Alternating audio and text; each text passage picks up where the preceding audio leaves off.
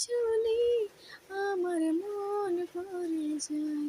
শোনো মুমিন মুসলমান, পড়ে দেখো না কোরআন, কত শান্তি পাওয়া যায়।